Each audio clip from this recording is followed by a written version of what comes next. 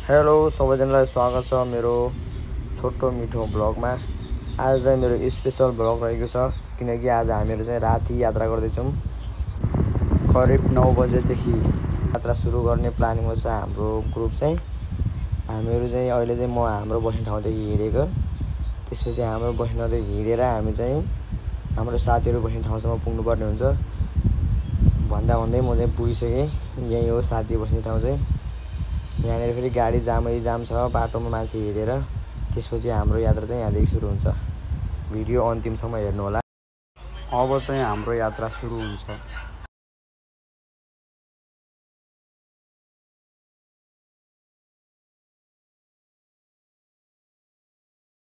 हिँडिरहेको है हामीहरू बबाल रासी होइन, पानी पर्ने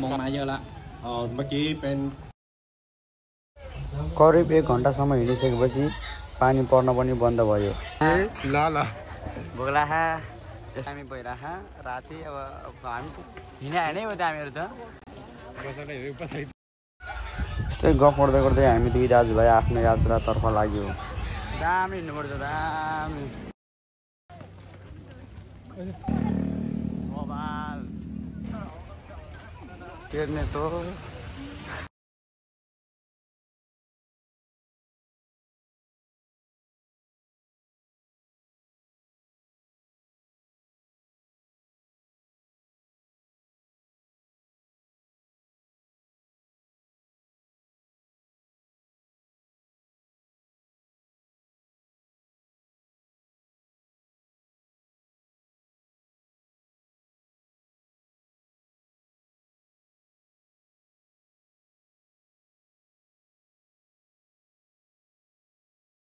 यस्तो सानो नानी बाबुहरू पनि हिँडेको देख्दा हामीलाई अति नै खुसी लागेको थियो।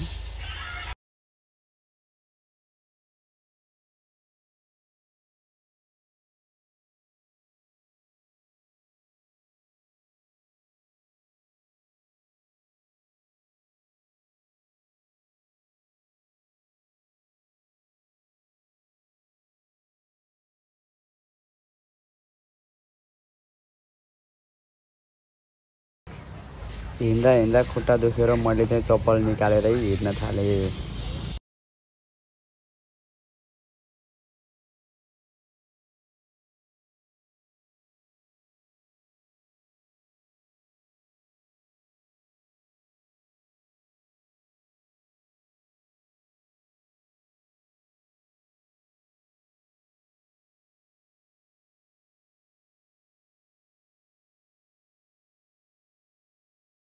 करिब 3-4 घन्टाको यात्रापछि हामीहरू आफ्नो गन्तव्यमा त पुग्यौँ। तर गन्तव्य भन्दा नि हाम्रो सुत्ने ठाउँसम्म जान लागि हामी लिफ्टमा चढ्नु पर्थ्यो। लिफ्टमा चढ्नलाई यस्तो भिडभाड थियो। जति नै भिडभाड भए पनि हाम्रो नि पालो आयो। पालो आउन साथ हामीहरू चाहिँ फाइनल्ली हामीहरू माथि पुगेर च्याङमासीको भ्यू हेरेर एकछिनमा हामी आफ्नो सुत्नतर्फ लाग्यौँ। आजको भिडियो चाहिँ यति नै छ। सबैजनाले अन्तिमसम्म हेरेर इन्जोय गर्नु होला। Thank you for watching.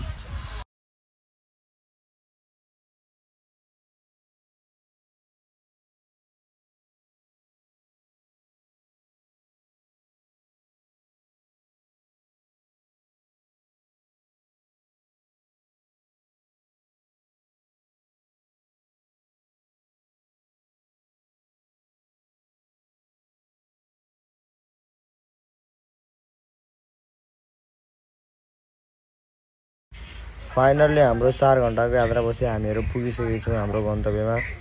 Video यति नै हुनेवाला छ। सबैजना भिडियोलाई हेरेर इन्जोय गरिदिनु होला। धन्यवाद।